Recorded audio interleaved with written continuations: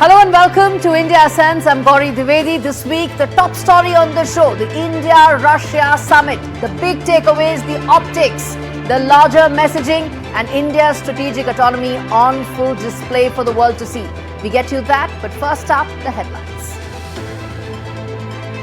India rolls out the red carpet for Russian president for the 23rd India-Russia summit. Vladimir Putin accorded a 21-gun salute as both sides elevate their long-standing ties.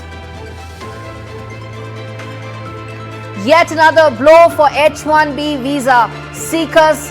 Trump administration orders enhanced vetting for applicants. Officers asked to review resumes and LinkedIn profiles before work transcripts. Jailed former Pakistan Prime Minister Imran Khan slams Army Chief Asim Munir on the very day the latter was formally appointed as the country's first Chief of Defence Forces. Imran Khan versus Asim Munir set to escalate, Pakistan on edge. Apple appoints Bengaluru-born AI researcher Amar Subramanya as Vice President of Artificial Intelligence in a mega push towards AI. And iconic scenes unfurl in UK's Leicester as Shah Rukh Khan and Kajol unveil Raj and Simran statues after the duo mark 30 years of their iconic film DDLJ.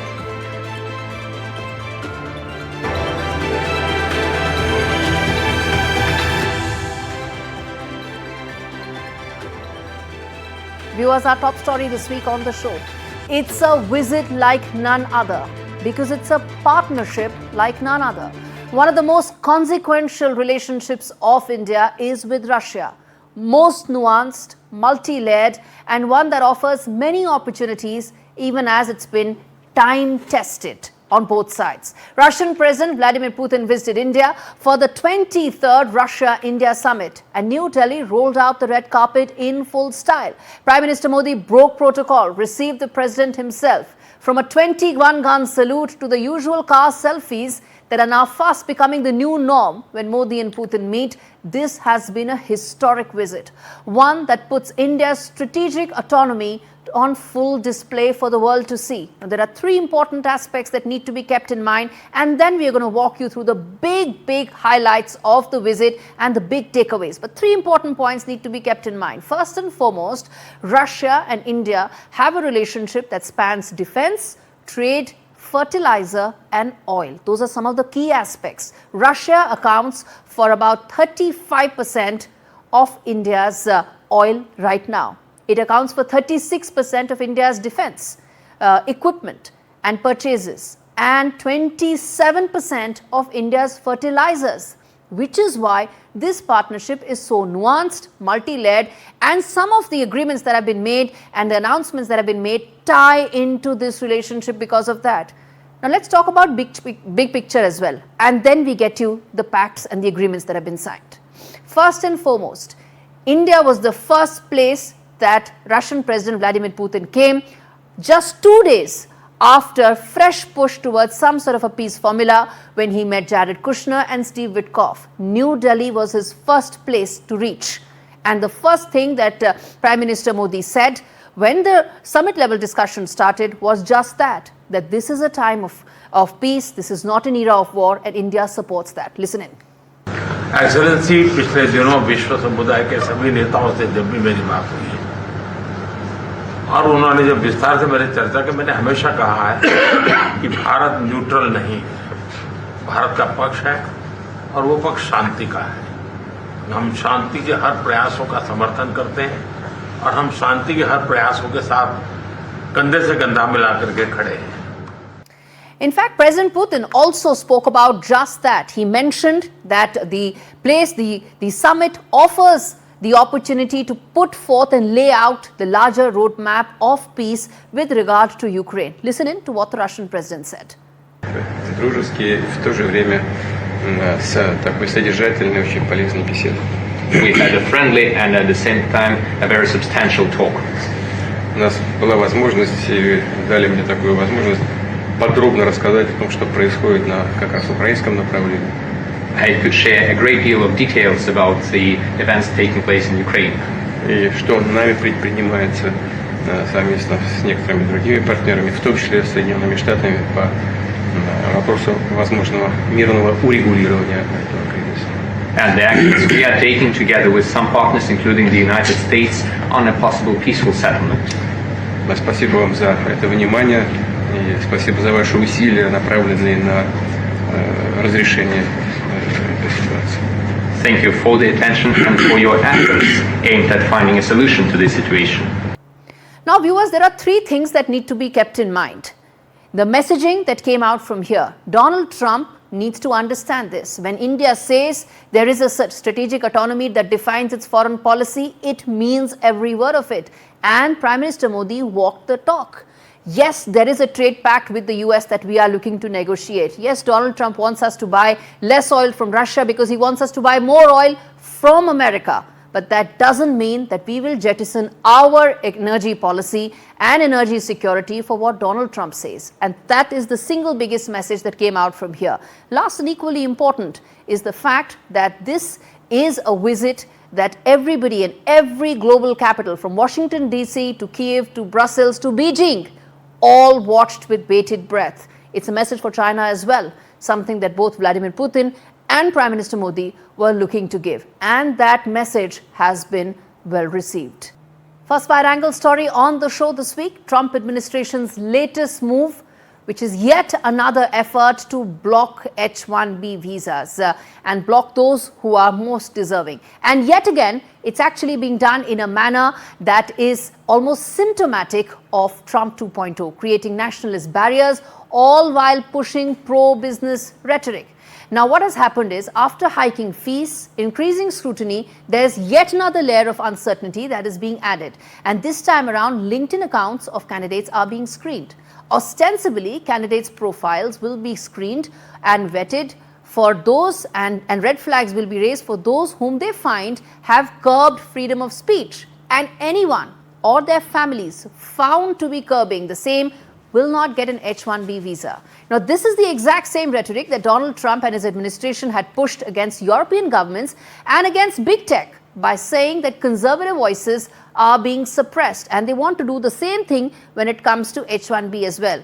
Now, interestingly, viewers, it was the big tech CEOs who were actually most keen to have what they thought was a pro-business American president. And ironically, the latest directive for H-1B candidates and the screening process is going to hit tech companies the most, simply because this is where the pipeline will actually shrink and will have an impact on their talent pool as well. For India, of course, it's going to be extremely significant. 70% of H-1B visas come for Indians, and this kind of additional screening, which too much of discretionary powers being handed out to superiors, will lead to Indians being impacted as well. And in fact, 70% H-1Bs from India will be impacted. Now, US technology is dependent on H-1B pipeline, simply because the STEM talent pipeline at home is something that is shrinking, and this may backfire in the long run because tech companies are likely to raise this as a red flag going forward. But in the short run, this is something that will hit those wanting to go to the US on H-1B visas even more. Let's get in Rohit Sharma, who's an immigration expert, for a quick update on how much of an impact this will be. Now, Rohit, there have already been multiple efforts by the Trump administration in the past, repeated screening, additional provisions being added, fees being increased. But this level of scrutiny that they're adding just makes H-1B visas much, much tougher than what it is right now. Yeah, to start with, as far as the intent is to suppress the voices against anything that America is doing, then we can question this very move. But as far as the intent is to ensure that the legal compliances are followed and the fraud is not happening.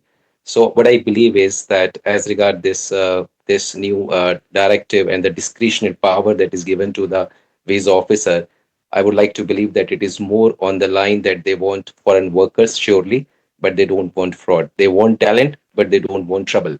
So, but yes, as regard getting, is who defines that?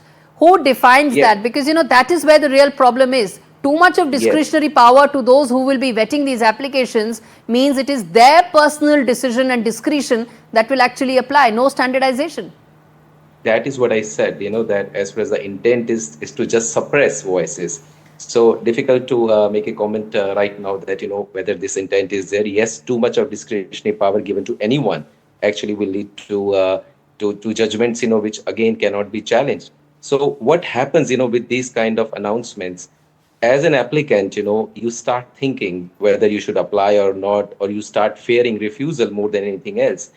And getting into someone's LinkedIn is almost getting into someone's life. Like they are talking about not only of the applicant, but even if any of the family member is making any comment or anything is there, then again So that earlier this was being done for student visas, because there were these Yes. massive protests that took place at university campuses last year, and that Trump administration said was the reason why student visas need to be vetted greatly. But when you talk about professional visas like H-1B, this kind of screening doesn't take place ideally. So isn't this just too much of scrutiny and vetting that is taking place in the garb of protecting freedom of speech? Trump administration is doing everything it can to ensure it doesn't give visas.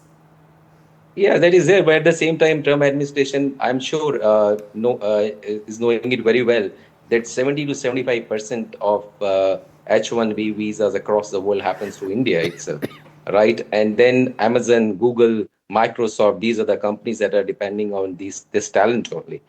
So it is good for companies, that are shell companies or the people who are applying, through legal and illegal routes just to enter US.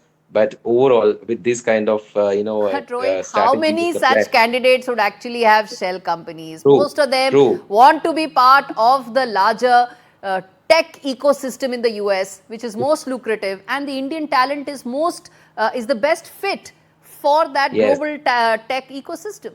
Yes, absolutely. That is what I'm saying. So they should be rather mindful of these strategies at their end, because if they are coming up with these kind of news every second day, what they are doing is All they are right. shifting the talent of India to some other countries, and also not the talent that India is possessing that is actually acquiring space in US. The US companies, in fact, have Okay. started looking for alternate destinations across the world. All So right. it is not a very happy situation for Trump administration just come up and announce something like that. No. The Trump administration needs to worry about bigger problems, and this is going to lead to that bigger problem, which is when the same tech CEOs who were batting for him just 9 months back are going to come and say, where is my tech pipeline? You've completely dried it up because of these lopsided policies. I'm going to leave it there. Rohit Sharma joining us for that quick check of how this looks like as far as the immigration landscape in the US is concerned. Turning attention now to, in the great global bazaar of weapons, India is the customer everyone wants. The world's largest purchaser of weapons. Well, you have the US and Russia, the two biggest dealers on the block. Let's not forget there's France as well. All of them competing with each other to offer the best possible deal to India. Now let's talk about US and Russia. One offers discounts and co-production like a friendly shopkeeper. The other is actually playing hardball, cranks up tariffs and still brings out its shiny flagship, which is the F-35, like the best possible option. Now imagine haggling in a market where both sellers need you more than you need them. Yes, that's the situation for India because, as I said, one of the largest importer of defense equipment also gives India that leverage to be able to get the best bargain out on in the market. And this report tells you exactly what is happening with India now having the best possible deal and ensuring that US and Russia compete with each other for the defense purchases. Take a look. Imagine this, you're walking into a bustling marketplace. On one side, Russia, the old familiar dealer. It waves you in with a special discount just for you. Throws in tech transfer, joint production, and even the promise of S-500s and Su-57s. On the other side stands America, arms folded, chin up, offering the F-35, the world's most coveted stealth fighter, but demanding tariffs, leverage and concessions. And today New Delhi has made another sharp, calculated move, signing a nearly 8,000 crore sustainment deal with the US build MH-60R Seahawk helicopters. Why? Because increasing readiness, reducing downtime, and building maintenance in India's strengths, the Navy. All this without tying New Delhi to any one supplier's apron strings. But watch the backdrop here.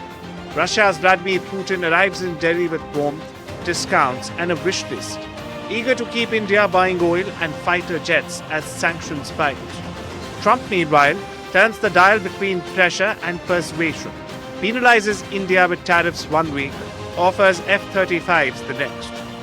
India reads both sides like an open book.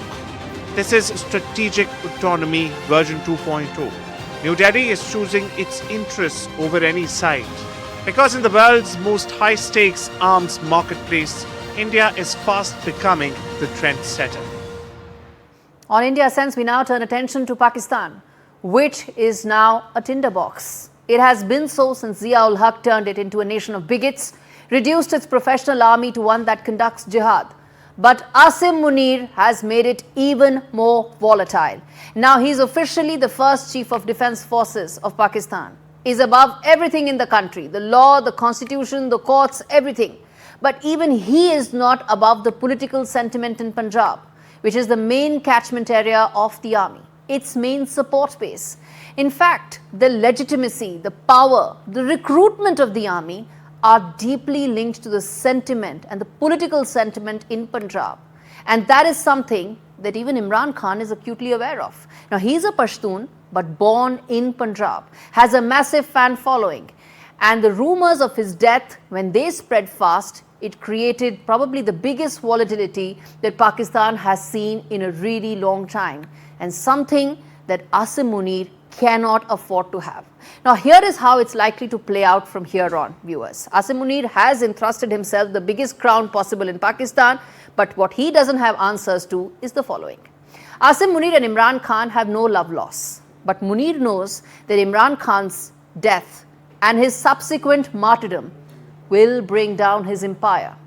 Absolutely, completely decimate Asim Munir. And Imran Khan also knows this. And he also understands that if at some point of time, when he comes out, which he will, because now look at the kind of public outcry that has come in support of him.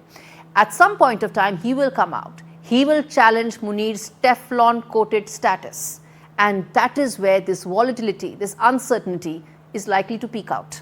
Either way, the uncertainty in Pakistan will worsen. And what will happen then for the Field Marshal of Pakistan?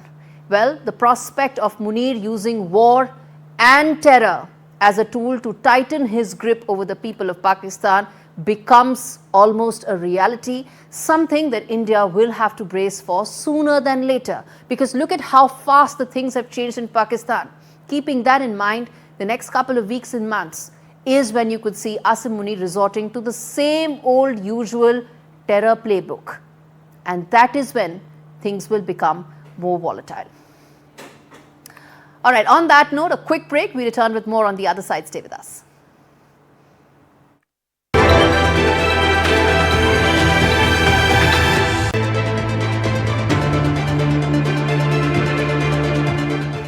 Viewers, this is your India Ascent story. The one that we get every week that tells you the rise of India. This week, well, Apple is making one of its most decisive moves in the AI race. And who are they entrusting the responsibility with? Someone who has shaped the field from the inside out. Amar Subramania, the Bengaluru-born AI researcher with a resume that reads like the tech world's greatest hits. He has been appointed Apple's new vice president of AI. It's a remarkable shift for a man who once powered Google's Gemini and Microsoft's Copilot and is now being entrusted by Apple. As I said, your typical absolute India Ascent story. Now, Amar Subramania is stepping in as Apple's next big ally in its fight to catch up. Subramania takes over from John, who retires in 2026 after steering Apple through the early phase of AI. But now it needs a leader who spent 20 years building, scaling, shipping AI systems that sit at the heart of the products being used by billions. Apple says Subramania will oversee foundation models, machine learning, research, and AI safety, the very engine room of its future devices. At Google, he rose from research scientist to vice president of engineering, helping drive Gemini's development and working closely with DeepMind. At Microsoft, he shaped the foundation models behind Copilot. And before all that, he earned a PhD from the University of Washington studying semi-supervised learning. For Apple, this hire is a statement. The company has been criticized for lagging behind in generative AI while rivals sprinted ahead. Well, they've got an Indian to ensure that the next phase is when they leap ahead. Subramania coming on board ensures that Apple is signaling it's ready to pick up the pace while still sticking to its core promise of privacy. In short, Amar Subramania needs to take the next big leap for Apple, where it wants to leave its rivals behind. London is having a super Bollywood moment with a bronze statue of Shah Rukh Khan and Kajol unveiled at the iconic Leicester Square as part of the 30-year celebrations of DDLJ. A bronze statue of Shah Rukh Khan and Kajol as their characters, Raj and Simran, installed at Leicester Square in London. Radhika Iyer brings you this report that tells you why that iconic movie still resonates 30 years after its release. Why have you come here to see the film? And does that mean the world to you? Yeah. It's been like, I think I've waited like over 20 years. I'm not excited. Well, I feel what we do is different. I think the rage, the love, and the passion will be the same. That's what I think. So I was born and raised in London, but my cultural identity has always been a huge part of who I am, and I think Bollywood has always been such a big part of that. Same with me. Like I've grown up watching Bollywood films. I love Bollywood music. Like it's like so like everything. Yeah. It was an unforgettable moment for Indian cinema, with London's Leicester Square now welcoming for the first time an Indian moment or a Bollywood moment in the square, which has some greats from across the world. That is a bronze statue of Shah Rukh Khan and Kajol, and that is a celebration of Dilwale Dulhania Le Jayenge, which we know has been a timeless love story, loved across the globe, now standing as a bronze statue right in the middle of London. The statue unveiled by Raj and Simran themselves. That's your perfect India Sense moment to wrap this show. Thanks so much for watching. I come back next week with more stories about India's rise, its growth. Stay tuned.